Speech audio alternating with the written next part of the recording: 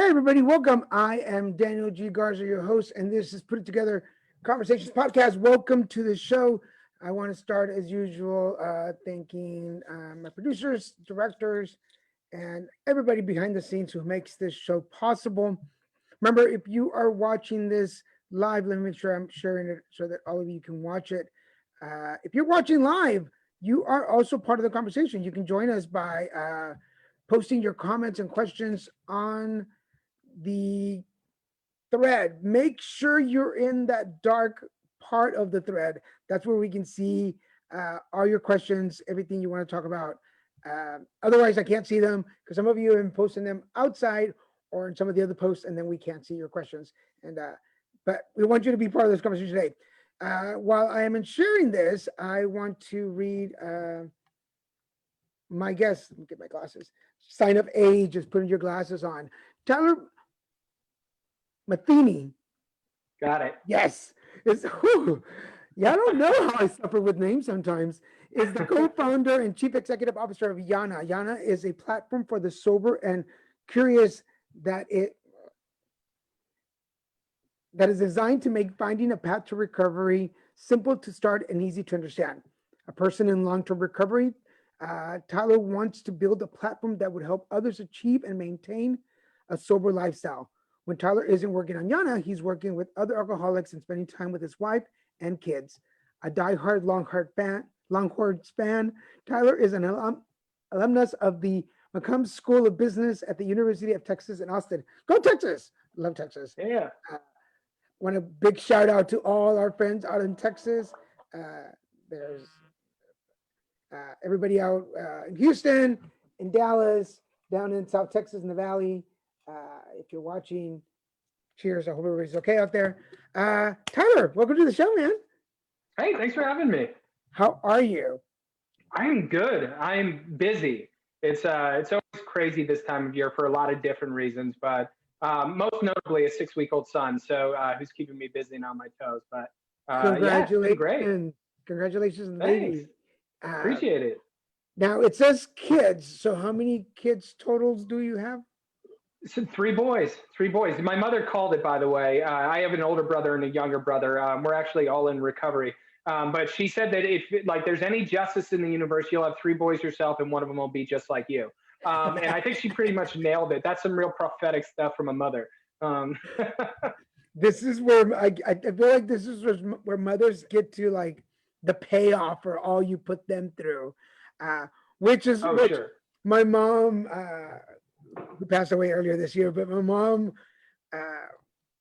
I came out when I was 17, and one of the things she always told me, when I was older, she was like, "I'm so glad you're a boy," and I'm like, "Why, Mom?" She's like, "Because I would have had a lot of grandchildren by now," and I'm like, "What are you trying to say?" And that she always wanted to have a kid. I'm like, no, because I remember how I was as a kid, and if it's true that they come back and bite you back in the butt, I'm like, I'm not giving the universe that little pleasure. I'm not having kids. Oh, So, sure. well, congratulations to you and your wife on the baby. Thank you. Now, I'm going to call it out because that's a beautiful view on the back. That is Austin, right? Yeah, that's the city of Austin. That's the Frost Tower behind me. So that's pretty cool. I miss Austin.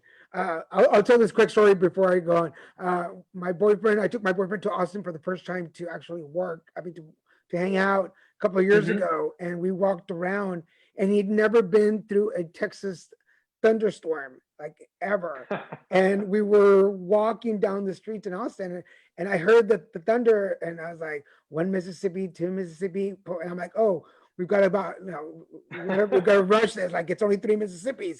He's like, what's the Mississippis? I'm like, oh, Northern Californians. So I'm like, we just got to go. I'm like, just go. And then I was like, 1 Mississippi. I'm like, let's go. And he's like, it's not going to start. And I'm like, dude, you got to count the Mississippis. Like, you got to be ready. But it was in Austin where he saw his first thunderstorm. It's always funny when I have friends that come, especially particularly from the East or West Coast. They'll be like, so, what should I wear? And I was like, you could bring snow boots. You could bring a rain jacket. You have no idea. It's in Central Texas. It could rain and then snow the next day, and then it could be 98. You sort of just have to prepare all along. Especially that's true in the winter. But I'll never forget one of my closest friends, a guy that I grew up with since I was like in first grade, when he came out to visit me for the first time, and I picked him up at Austin Bergstrom Airport. He looked just so confused, and I said, "You look very confused. Like, what's happening right now?" And he goes, "I thought I was going to land in a desert. I don't know why, but that's what I had pictured was like Texas desert." And I was like, "No, it's like real cities and with buildings and everything." So at least he wasn't expecting a horse and carriage to come and pick him up at. I have seen that before, though. Yeah, I have seen that. I grew up in Dallas, lived in Houston, lived in South Texas, so I feel like I've lived like in most of the climates of Texas. So yes, I've seen just a little bit of everything. For those of you wondering where I met Tyler, Tyler and I met on it was the presentation, it was the interview process per se of a challenge through Lifebulb. And you guys have heard me talk about Lifebulb. I am an ambassador for their recovery program. So there was a challenge for a grant up, and they brought in all of y'all for a Zoom interviews, correct? And in one of the rooms, I was kind of like their entertainment moderator guy. So, and that's how we met. How was that challenge for you? How did you come to that? So it was really exciting and incredibly humbling. So YANA is 7 months old. We literally, I built this platform and launched it in about 90 days as a direct response to COVID-19 and the impact that it had on the recovery communities. I don't know what the stats look like in other cities, but I know that in the Dallas area, overdose deaths were up significantly since the start of the pandemic, as well as suicides. And I think a direct correlation to that is that people, once they lost access to their home groups, to where they usually go for support, they didn't really know where to go from there. And there's so much noise on the internet, especially around recovery. You could go to one website and they'll say, "Hey, you need to go to church, say 3 Hail Marys, and that's going to fix you and you're going to be okay." Another one is, more along my line of thinking, which is like, "Hey, read the book, work the steps, find a sponsor, and help other people." And then, and so it really does run the gamut. And so I wanted to create a place that was quiet, that was 100% focused on how we recovered. It wasn't advice. It wasn't us, lamenting about what it used to be like, but just saying like, "Hey, I have seen some pretty dark things in my days when I was using and drinking. I'm incredibly happy and blessed in my sober life, and here's how I did it." Yeah. So, for those of you, so for those of you listening and wondering about it, we will post the links to it later. I am a member of YANA, and I really enjoy it. It's a really cool community. We'll talk more about it, but it's I joined it because you brought it up to my attention, and then I heard about it there at the Lifebulb meetup, but it's really like I belong to several recovery pages, and each one has their own thing. Like Sober Grid is all about just on your app and connect, but you guys made it like computer and app friendly kind of thing. So you can post stuff, you can post pictures. People are so cool, and I like the fact that it's new, and you can like it gives you room to navigate and look around without feeling like you jumped into a party that's already halfway through. Yeah, and I think that's exactly it. Where it's I remember there were a couple of factors when I first got sober. I was incredibly lonely, and I was incredibly bored. I sort of, had hooked up with this group of sober people, but I didn't know like where sober events were. I didn't know where the good meetings are. And, my experience has shown that there's good meetings and then there's not good meetings. I remember, so when I was 17 years old, my mother sort of started seeing the writing on the wall and was like, "You should probably check out an AA meeting." And at the time I was living in Maine. So I remember I walked into this very dimly lit church basement with a bunch of guys that were in their 60s and 70s, and there were candles lit, and they talked in soft voices and said, "Do you have a problem with alcohol?" And I was like, "I'm 17 and I'm terrified. I have no idea." And instead of like talking about, sort of the spiritual malady of like what it means to actually be an alcoholic, they told me how they got there. And I was 17. They were talking about getting 4 DUIs. I didn't even have a driver's license. They were talking about, getting into physical altercations in bars. I wasn't even old enough to drink. And really what it did was it kept me out of AA for the next 5-6 years until I was about 23, when the disease started to really progress in a pretty rapid fashion for me. And but I do remember, like, at that particular time, that was also the first time I went through treatment, where I had sort of tried to white knuckle it through the day to day, where I was like, I'm just gonna not drink no matter what. And in my experience, at least from my own story, is that I would get in trouble, and then that trouble would create fear, and that fear has a shelf life of exactly 18 months.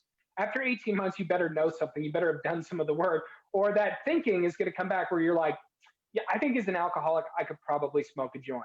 Um, and, to me, it's all the same. My body just reacts differently to drugs and alcohol than a lot of the other people that I know, who this is like mind-boggling to them. They simply can't wrap their mind. They're like, I don't understand. Like, what do you mean? Like, so if you take a drink, you'll be smoking crack in the morning. I said, probably not, but it could happen. I don't know. I do know that at some point it will catch up to me, and it'll be as worse, if not, 10 times worse than it was before. And so a lot of what I was trying to do with YANA was think about, okay, what do they need? They need information. Where should that information come from? It certainly shouldn't come from my opinion, because what do I know? It shouldn't come from the internet, because that's a million opinions. What about the one thing that we do know? I read this, there was a New York Times article from the Cochrane Collaborative about, does AA work? And for decades, they said that 12-step programs, well, we don't have enough data to determine if they work or not. And so the Cochrane Collaborative, what they did was they looked at about 30 years worth of data, and they interviewed tens of thousands of alcoholics, and they found that AA in fact did work, and it was more productive in terms of getting people into a program of long-term recovery than almost any other method. And that was my experience when I finally hooked up with a sponsor that understood what was in that book, that could show me how to work the steps, how to have a spiritual experience, that would get me connected to a fellowship so that I could work with others. That is when I did have a spiritual experience, when my life changed.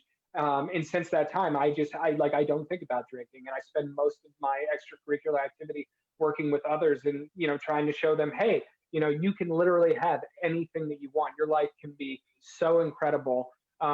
But it, usually takes a lot. I work with a lot of young guys, and they're pretty split evenly. Where it's, I think I just want to pump the brakes a little bit.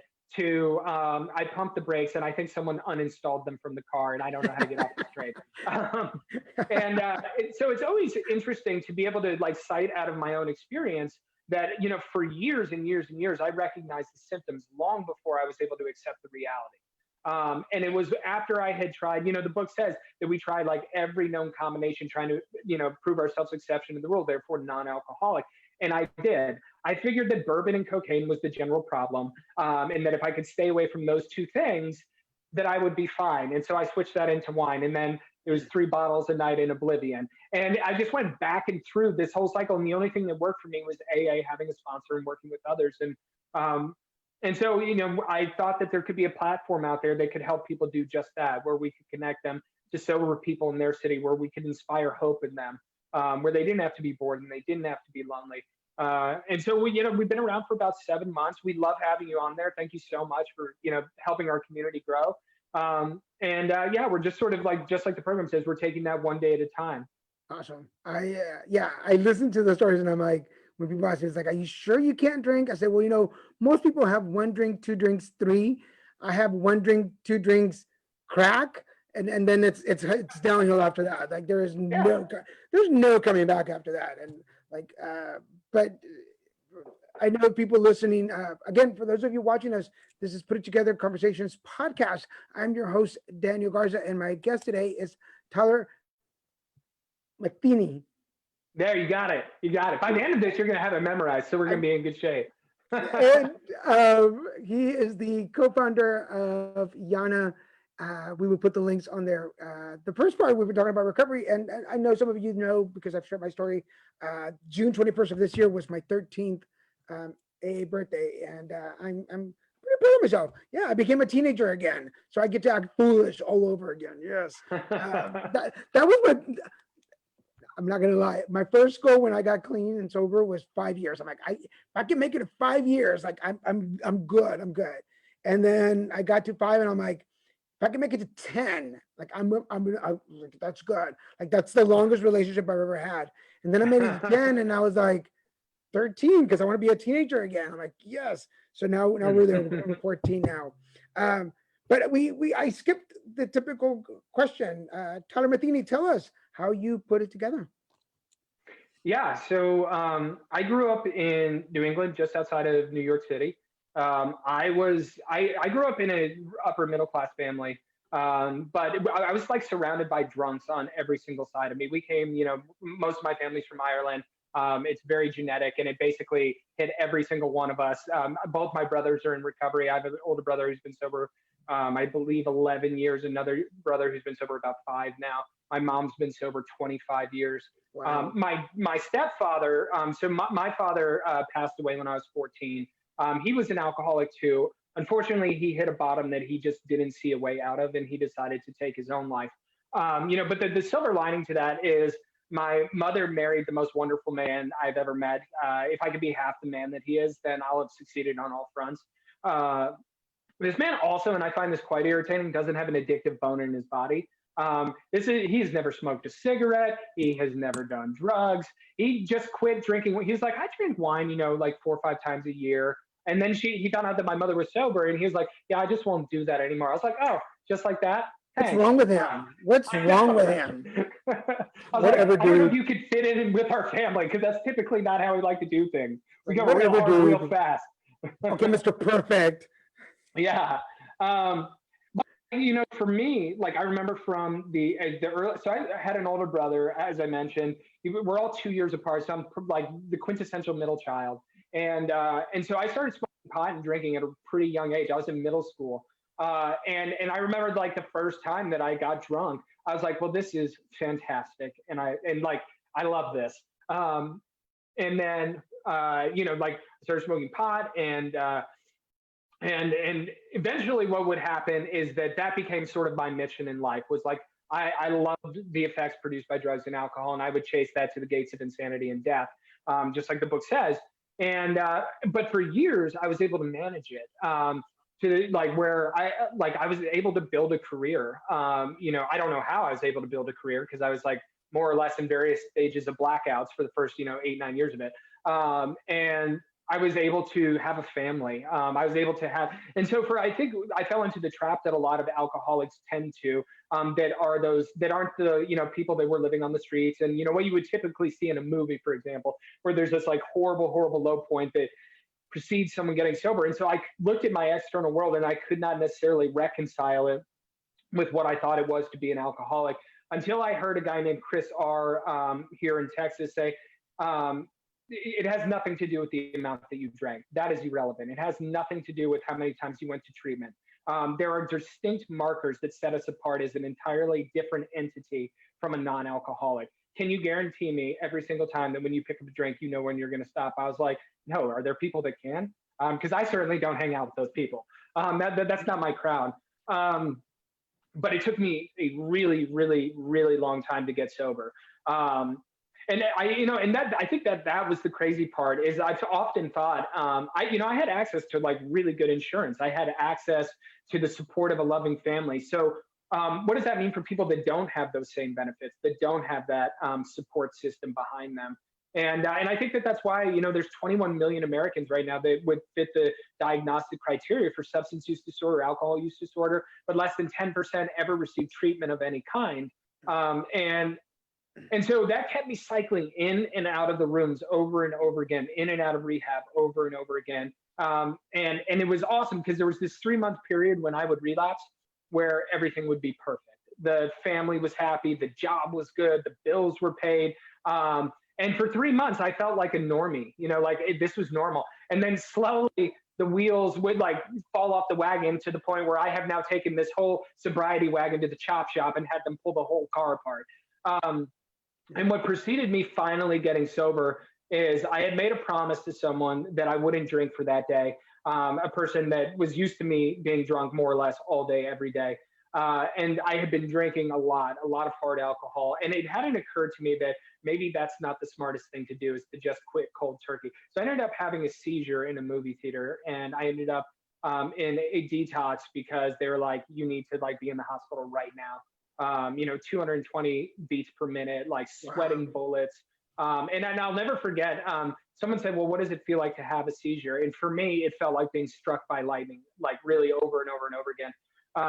But the crazy part was that even though I had all of this evidence to suggest that, one, I was an alcoholic, two, that I could not manage my own life, is that I was still like, I didn't even know I was drinking that much. But I also had lost total objectivity about what a normal drinker was. Normal drinkers don't get drunk every day by themselves, for the most part. And so when I finally did, I ended up connecting with a sponsor. And this was just a total God thing, because he ended up speaking in an alumni group for a treatment center that I went to, that he has no affiliation with. He filled in for a friend of a friend of a friend, like, sort of 6 degrees separated from this treatment center, knew no one there. And as soon as he started sharing, I was like, this is a guy telling my story. At the time that I got sober, I was also diagnosed with bipolar disorder, which explained a lot of other stuff that had occurred throughout my life that I could not really sort of comprehend or understand. I was like, yeah, that makes a lot more sense right now. How do I fix that piece? And so he's sharing, and he was talking about, he grew up, he was a Disney star, and he was on the Disney Channel as a kid. And he said, when you're 8 years old and you make 6 times the amount that your parents do, there's no sense of normalcy, and you have this like unbelievable sense of ego that where you're like, you should be kissing my ass. And so I heard so much of his story around that in me, and I was like, hey, I don't know if you're open to sponsoring, but will you? And he said, yeah, but there's a few ground rules, and I just say these right now. I come directly out of the book. I'm never going to ask you to do anything that it isn't directly asked in the book. What that means is that if it tells you to pray, you will go pray. If it tells you to ponder something, you're going to go sit down and think about it. If it tells you to take an hour, we're not going to take 30 minutes. We're going to take 60, just like it said, because that's the only way I know how to do this. That's the only way that worked for me. And I was a hopeless drug addict and alcoholic. And up until that point, every like idea I had was not good, had not worked. And so I sort of said like, yeah, I'm pretty much out of ideas and I'm like dying. So I'm willing to do whatever it takes to do it. But here's the really neat part. One of my closest friends that I worked with in New York City, he and I worked at a couple technology startups together. He was my drinking buddy among some of the external issues that we don't talk about in AA. And he got married, and out of all the places, he was born in Eastern Europe, but grew up in New York. And out of all the places that they could have moved after I had left New York was Austin. And so I was in the hospital. We had talked, but we didn't really know what was going on in each other's life. But simultaneously, both he and I were getting sober, and we weren't really sort of aware that the other person was until we finally got on. And he was like, hey, just so you know, like, I'm a month sober. And I was like, oh my God, me too. And he was like, what? And so that turned into this, like, I mean, that really sort of changed the trajectory of our friendship. He ended up being the best man at my wedding. He's my co-founder today at YANA.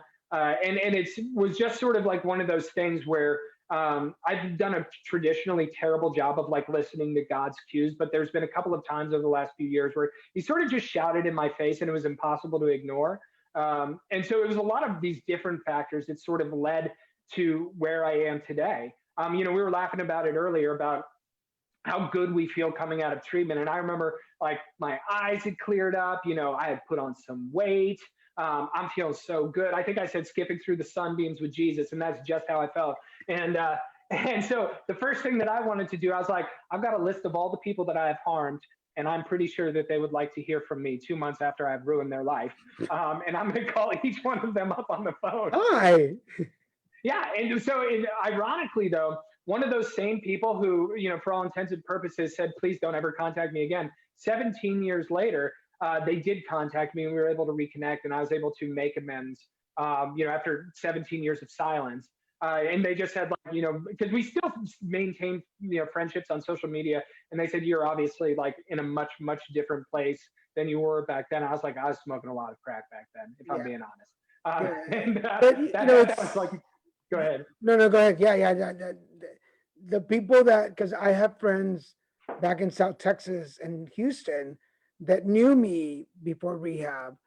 And I'll say this to the camera in case they're watching this. I only keep you as friends because you know all the secrets and you know where the bodies are buried. Not because I like you anymore, but those are the friends. When I go back and visit with my partner, I'm like, I am not to leave you two alone to speak because I don't want you to tell my stories. But you know what? Those are the friends that have seen the progress and have seen me Mhm. 13 years later and what I'm doing. And I think they're really great because they keep you grounded. They make you realize that at any moment, like I said, one drink, two drinks, crack, and then poop, it's all over again, and you have to start all over. So good for you, man. That's. But and I related to something you said about the message coming from wherever you don't like where you least expected. Um, Mhm. in the house that I went to in Dickinson, hello to all the people at Bay Area Recovery Center in Dickinson. Um, there was a gentleman, and I can't remember his name, but he was a big guy, and he had a lot of jewelry on, and he would come in like I was there for 3 months. He would come in like on a Tuesday or a Thursday, and he would sit there, and he was big, and he'd be like, "Out of all y'all, two of you are gonna survive. The rest of you will be back here." And there was like 28 to the house, and I hated him. Most of all, I hated it because he kept us like from going to bed. Like, dude, we want to go to bed. Like, and if you've ever been in rehab, you know everything is counted out for you.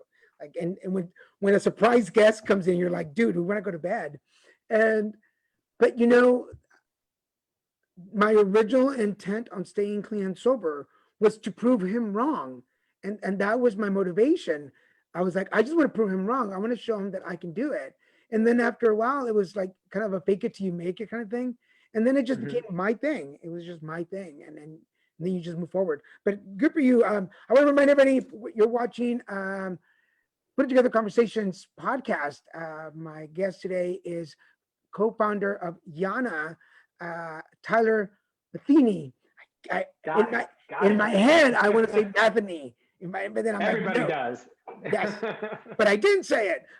We are talking about his life. We're talking about recovery. If you are clean and sober or working towards getting clean and sober, stick around. We're going to talk more about that. Plus, we'll give you the link uh, to the app. It's an app and a web page, right? Yeah, so you can whatever is more convenient. Most people have mobile phones, and so we knew that we sort of had to have that. But everyone, whether it's through a public library, most people can find access to the internet nowadays, and that's ultimately what we wanted it to be. Was like super accessible, no cost to them.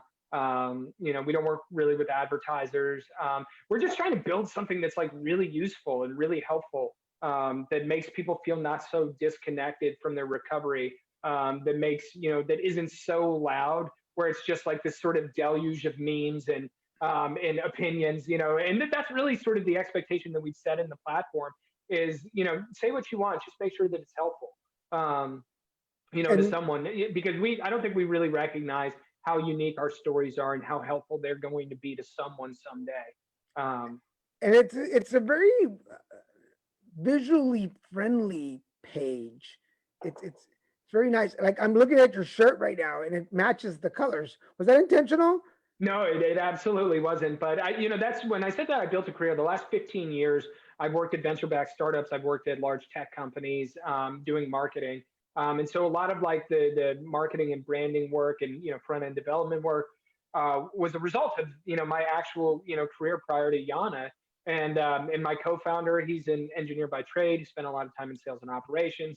And we sort of knew like that you can kill two birds with one stone. You can build a platform that's nice to look at, that's simple to use, and offers like a simple path forward towards a life in recovery. Right now we're like really focused on AA, and there's a reason for that, because when I founded it, that's how I got sober. That is the fellowship that I know the best. That's how I work with the guys that I sponsor. But I think in the future we're going to probably expand into CA, which is very similar, NA, which I know next to nothing about.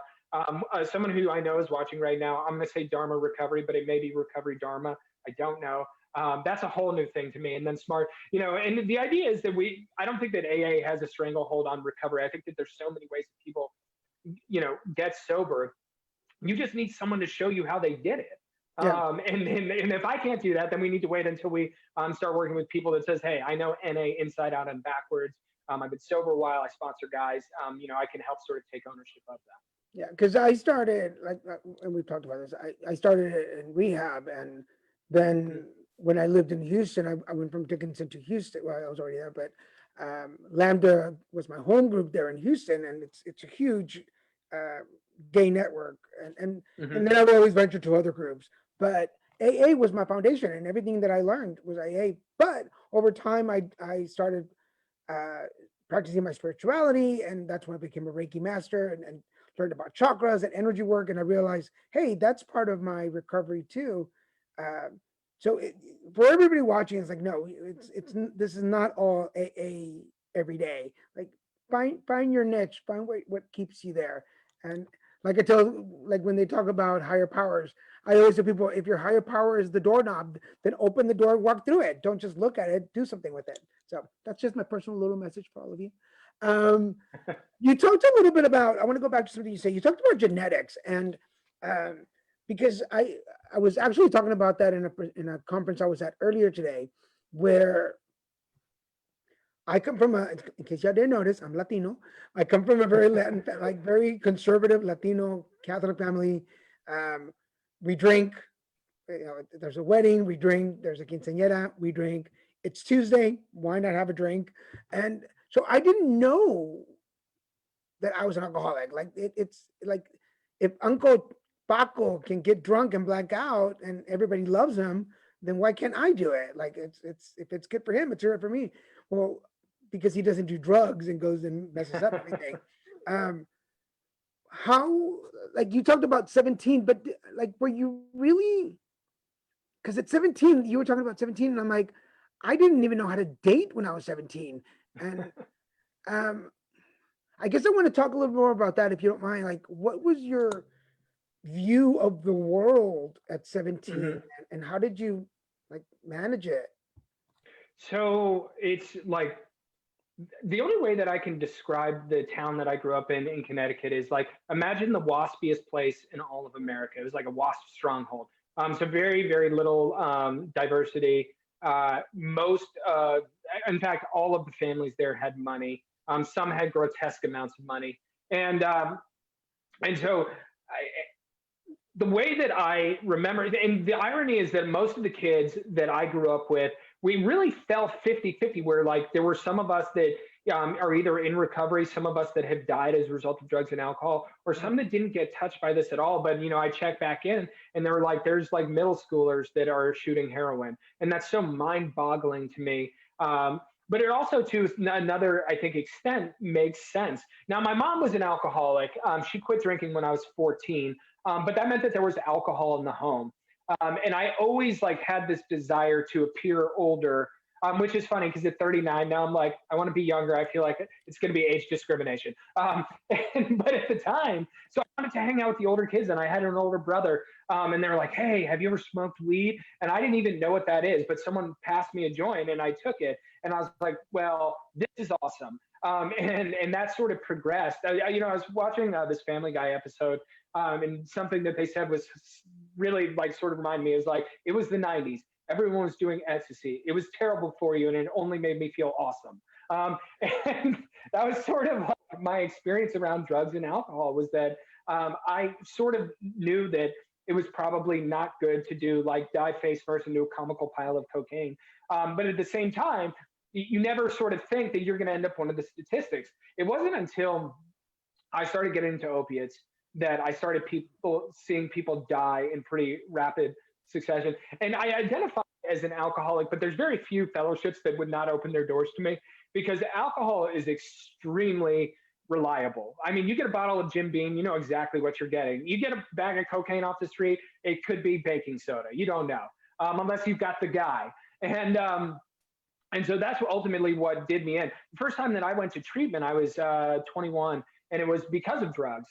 I really didn't drink that much back then. And that was sort of like what ended up being my Achilles heel coming through that treatment experience. Like, okay, I should probably not smoke crystal meth. Not good. But I can definitely drink, because that's never been a problem. And I remember with my roommate at the time, he had snuck into town, bought a bottle of booze, and he was like, thought he was being slick. I was like, first of all, you are like stumbling everywhere. You're slurring your words so bad, it's like you're speaking in cursive, and you reek like vodka. And he was like, well, I was just curious if you were going to drink when you get out of rehab. And I was like, that is a good question, one that I am not prepared to answer at this time.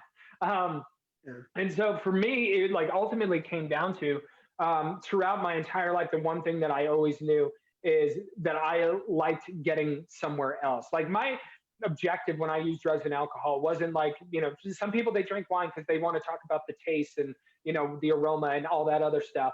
And I'm like, I'm trying to get downtown. You know what I'm saying? Like my idea of a good night is on the floor checking my pulse. And it was like that for years and years and years and years. And eventually, when you have nowhere else to run, where you have nowhere else to turn, when the only thing that you can do is look inward and pray to God that you don't die, and that's the unfortunate part. I think that we have sort of given out this misinformation that every addict has to hit rock bottom, when that's not been my experience, because you can always go lower. Rock bottom would have been like, almost killing myself in a drunk driving accident. Rock bottom would have been all the people that I hurt throughout the years, my parents, my brothers, my, people I had been in relationships with. But, what do we say? This time it's different. Here's how. And I sort of did that throughout my teenage years. And my mom, God bless her heart, even like before she got sober, she was like, this kid is in serious trouble. Because my older brother, like he kind of smoked pot and things like that. But like, it didn't matter. If you put nitrous in my face, I was going to use it. If you gave me mushrooms, I was going to eat them. I went through a phase where like I thought hallucinogens were basically the greatest thing ever invented. But like my brother, if I had to put his story somewhere in the big book, it would be he stopped in time. He got into a little bit of trouble about 15 years ago. Not even major trouble. He got put in a drunk tank overnight. They released him in the morning. He was like, that was the most horrible experience of my entire life. And he never touched another drop of alcohol. My younger brother, who was like one of my best drinking friends, not so much. And so, but eventually he and I had an experience in North Carolina that I won't go into great details, but it involves a Marine Corps officer, a very pissed off cab driver, and me sleeping in a McDonald's. And so that was like the nail in his coffin, where he's like, I'm not going to do that anymore. Out of context, that sounds like the beginning of a joke. Yeah, it really does. Like it does. It's like, what do you get when you combine the? They're like, that seems like something terrible occurred at some point. Marine officer, was it a Marine officer, a cab, and a bench at McDonald's? Yeah, pretty much. But That's even the then, punchline. Like, yeah, I sort of had justified it where I was like, man, that was a crazy wild night. And he was like, that was like the worst night of my entire life. Like, why are you so chipper right now? And I had like this, problem being like super, super optimistic, even in the face of like horrible adversity, where I'm like, it's going to get better because it can't get any worse. That can do it attitude, which like when you like are intent on doing as many drugs as you can, that works really like not in your favor. Like, and so, yeah. I'm going to give you, before you go on from that, I'm going to give you credit for that. And I say this because I've been through several health issues in my life, and every one of them, I've taken them, like, I know it's serious. Like when I was diagnosed with AIDS, I was in the hospital and the doctor was like, well, you have AIDS. I'm like, okay, cool. Like, is my hair coming back? Because I lost my hair. He's like, yes, but you have AIDS. I'm like, cool. And I couldn't walk. I lost a lot of muscle. I'm like, will I be able to walk out of here? He's like, yes, but you're not understanding. I'm like, oh, I understand completely. I got this. Like, is there medication? He's like, yes. I'm like, let's do this. And he was like, Mr. Garza, I don't think you're understanding what the situation is.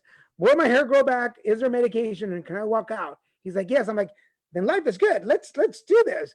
But I think back and I say to myself, because I didn't let myself fall into the pity of it, I didn't become a victim of it. I saw it from the outside, like the bigger picture, and I was like, I can tackle that. So I think when you talk about recovery, I wish I'd done that because I got into all kinds of trouble. I was that guy that got kicked out of his apartment because the lights had been cut off. I lost my car. I was selling my furniture on a garage sale just to make money to move somewhere. Like things were bad. I got fired. Like every cliche in rock bottom, like I checked it off and with glitter. And so I applaud you. I know you look, I mean, from where your story, where it's going, like, But I think if we really, sometimes if we looked at our lives and going, okay, well, that's a mess, time to clean it up, we would get out of we would get out of our own way and fix the situation. Does that make sense? Yeah. So my experience has been, and this is my experience. So anyone listening, like if your story differs, like that's so okay. Um, when things were really, really terrible is when I would pull myself up on my bootstraps and try and set the world right.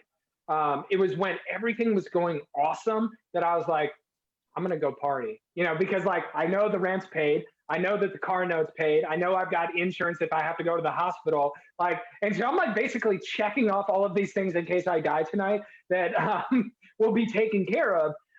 And I think that that's like one of the biggest differences between like true alcoholism and maybe just like chronic depression is that we and this was my experience is that in rehab we spent years and years and years trying to figure out what the external cause of my addiction was. When it turns out I'm just a garden variety drunk. I'm just a garden variety drug addict. I'm not any more special than anyone else. Now, the bipolar thing threw me. That I did have to address with medication and therapy. But, and here's the thing is that I was no stranger to putting down drugs and alcohol for periods of time. I mentioned that fear has a shelf life of about 18 months. But the longest that I was ever sober was about 4 years, and prior to this time, and during that time, it's funny. I remember when when I had my first son, the first thing that I did was fire all the sponsees I had because now I'm a dad and I need that time back. Which is like when I go back and I'm like, you idiot, oh you idiot, and then like all of a sudden I'm not calling my sponsor as much, and then I'm not going to my home group the way that I used to, and then eventually I'm drinking. And so for me, I was talking to another addict, and she was like, and I was telling her that I have very distinctive markers that generally precede a relapse, and all of them involve the three sides of the triangle where I'm not in unity, service, or fellowship. And they were like, well, I don't have any. I was like, you do. Everybody has them. And so for me, like the one thing, excuse me, that my sponsor said, he said, the amount of meetings that I go to in a week is largely irrelevant, but I go to them because that's where the newcomers are. And my sobriety is 100% dependent on my ability to help someone that's still suffering. And so I was taught from a very early stage in recovery that working with others is sort of the cornerstone of that. And that really does take, on all, I choose to work with addicts and alcoholics because I really love it. And I love the literature and I love AA. But my mom, like she has served on the board of a lot of nonprofits. She volunteers, almost every afternoon with the Boys and Girls Club and helping, children learn to read. My older brother who lives in Northern California, he also does work with the Boys and Girls Club. And the point is that they're doing something for someone else without any expectation in return, which is a really novel concept, I think, for a lot of addicts. A guy that I just started working with, he has 2 years sober, and he's like, I've never been this unhappy in my entire life. And I was like, oh, that's interesting. Let's learn a little bit about. And so I finally got around to it. I said, well, what do you do for service work? And he said, well, I loan people money when they ask for it. I was like, who told you that was service work? Where did you hear that? I was like, because it sounds like people are just taking advantage of the fact that you have money, and you're sort of like, well, I did a good thing. And so that's, for me, I tipped the waiter an extra $1 at the restaurant. Yeah, that's not service. Yeah. I mean, it feels good, don't get me wrong, but like that's not going to really spell necessary spiritual experience to actually recover. And I think that's the other piece that was really, for years I had heard the word, I'm a recovering alcoholic. And my sponsor sort of nailed into my head. He said, when the obsession for you to drink and use has been lifted, that is as recovered as you as an addict alcoholic are ever going to get. At that point, you have recovered. It doesn't mean you're not an alcoholic because you are, but you've recovered from a hopeless state of mind and body. And I found that, most of the people that I work with, especially the ones that are like just coming fresh off an ass whipping, that's what they're looking for is like hope. Can you wake up in the morning and not obsess about, drugs and alcohol? Will I ever fix the relationships that I've broken? Will I ever get a career where I don't want to harm myself because I have to go to this job that I hate? And I found that all of those things have become largely true in my life. And the ones that I don't, I've learned to be patient enough to pray for them. If it doesn't work out in my favor, then that's just the way, the cookie crumbles, and I don't have to, cry over spilled milk, so to speak. But a lot of it comes down to gratitude for me. Yeah, I'll add to the list there. For me, it was the day that I woke up and I was proud of myself. um, about something I did the day before, and I was like, "You kicked ass yesterday. Like that was like you go, Garza." And then something my mom used to tell me when I was a kid, and I finally used it on myself when I was younger, and I would do something that I was not supposed to be doing, and my mom would be like, "Did you do this?" I'm like, "No, I didn't do that." And she was like, "Well, if you can go to bed tonight and put your head on the pillow and sleep peacefully, then I know you didn't do it." And in the mornings I wake up and like, "Mom, I did it." And once my life turned around enough that I could go to bed at night and go, "You know what? I did good today. Like I did good." And then wake up in the next morning and not have any regrets or remorse about anything. I was like, "Buddy, we're on the you little Mexican. We're on Yeah. the right track here, buddy. Like we got this going." Um, Before you continue, we are at the 45-minute mark. I want to remind everybody you are watching Put It Together Conversations podcast. I am your host, Daniel G. Garza, and my guest today is Tyler Matheny um, Yep. from YANA, uh, which is I had it down and I forgot to write, but I like your about section. And I don't have it, but if I had it, I would read it. I'll read it in a minute. But this is about this part of the show where I ask my guests to share some words of wisdom with my listeners and watchers. So, Tyler Matheny, what words of wisdom do you have for us? Yeah, I would say that so I've been running into a lot of people, especially the great thing about that's come out of COVID for the recovery community is that we have a lot of people that were unwilling to attend AA before that are now willing to attend for a lot of different reasons. But I work with a lot of people that say, I've tried the 12 steps, they didn't work. And I said, well, I think that the 12 steps are not something that you try. It's a spiritual program of action. It's something that you do. So did you open to the title page of this book, read to 164 and do everything that it asks you to do in between? And they're like, well, no, of course not. I was like, okay, so let's start there and try that. If that doesn't work, then I can put you in contact with some people that may be able to show you a different path.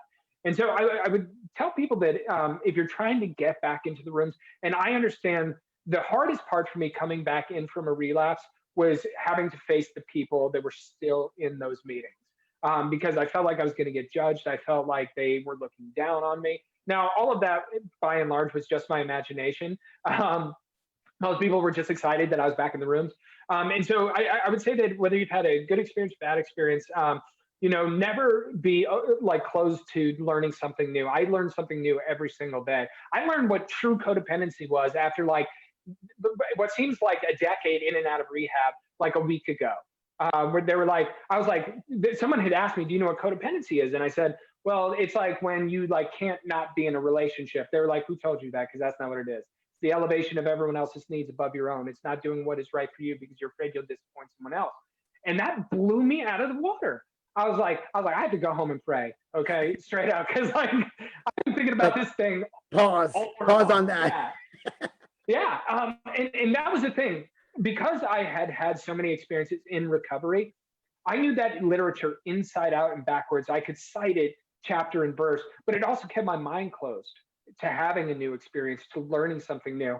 And so for me, like one of the things that's been really pivotal is just keeping an open mind that it's okay to say, I don't know, or show me or teach me. I don't know how to do that. And that's ultimately what I try and do, with YANA is like should really be vulnerable. One of the things that we do that's really different from all the other platforms is every month we host a town hall for people to get to air their grievances in a very public fashion or say, hey, here's what we like, here's what we'd like to see, here's what we think would be more valuable. Very similar to how you'd have a business meeting at the end of AA where everybody has a say. And I think that that's one thing that we've really tried to instill with everyone is that YANA is yours, Daniel, as much as it is mine.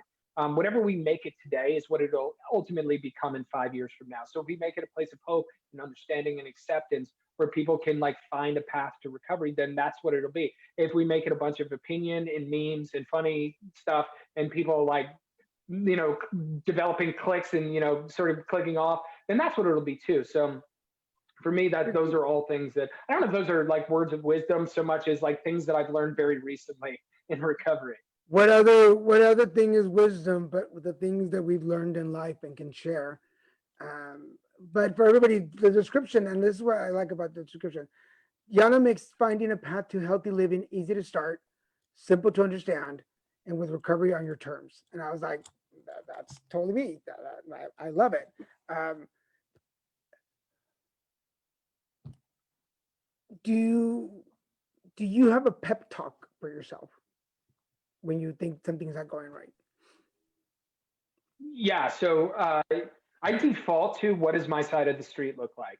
And I think that took a really long time to understand because I remember my first 4 step. It was so long. I hated everyone and everything, and I wish there was more of them. And and I was so burned up, and I was so resentful. And then when I did a 5th step, I was like, just so you know, I dislike you a tremendous amount right now, and I have to go home. I know I need to go pray for an hour, and then we're going to talk to God in 7. But right now, you are my least favorite because my sponsor called me out on all of that. He was like, this thing happened because of this thing that you did over here, and I was like, well, I didn't think about all that. And so often, when I'm unsure of something, I really want to look at is my own house in order?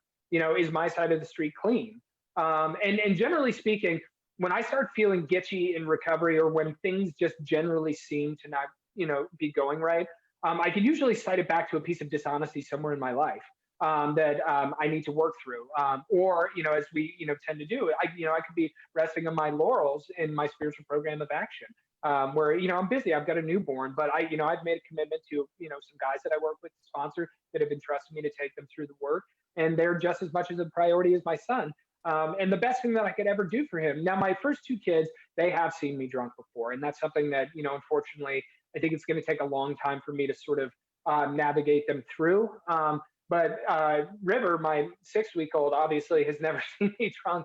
And he won't ever have to, but as long as I continue to do what I need to do to stay sober, one day at a time. It's pretty cool. Yeah, I have the reverse thing. My mom, uh, who passed away this past August, um, was dealt with Alzheimer's for a long time, and she started having memory loss about 15 years ago, 14 Hmm. years ago, before I went to rehab. So as an adult, she never got to see me sober, and Hmm. that's one of the things that like I never was able to make amends to her the way I Hmm. wanted to. Not that I Sure. did. Like I had chances to go and talk to her, and I did, and I Hmm. had to I had to adjust the way I did it to make sure that I delivered the message, but it was never the way that I really wanted to. So Hmm. uh, you're doing. I don't know you well, and we've only talked a couple of times, but you're kicking ass, man. So I'm pretty sure that whatever damage you think you did, your kids are only going to see how many people you're actually helping now. And that will, it's like sand, like a sand castle. We think it's going to last forever, but the ocean is like, I got this. So Hmm. let the, it's going to sound so corny, but let the ocean of life wash away that sandcastle and rebuild their Hmm. memories the way that you want to. And you're going to, I think you're going to do really great. So thank For you. sure. And thank you on behalf of all of us that are part of the of YANA community for doing what you do. I mean, we're there because of you guys. Well, thank you. Yeah, I mean, I was just one guy who brought another guy, and then you guys did the rest of the work and brought in a bunch of other people. And so, really, it's the community that makes it such a worthwhile place to be. Um, that I, for one, am incredibly grateful for. So, thank you for what you do as well.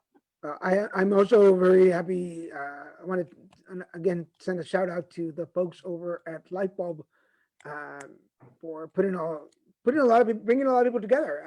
It's because of them that I've met some really awesome people. If you want to know, uh, oh my god, I just forgot his name. We just had him on the show.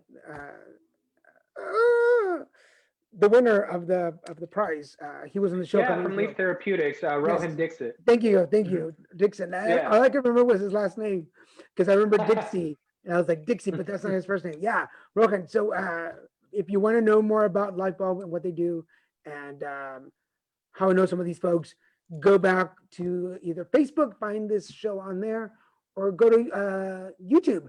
All the shows are being updated on YouTube regularly, so you can find the conversations there, or wherever you can find wherever you like to find your podcast, you can find the audio versions of all my shows. We're down to the last 5 minutes, sir. All right. Um, Any last messages? Any last words, thoughts? Um, we live in such a fascinating time right now.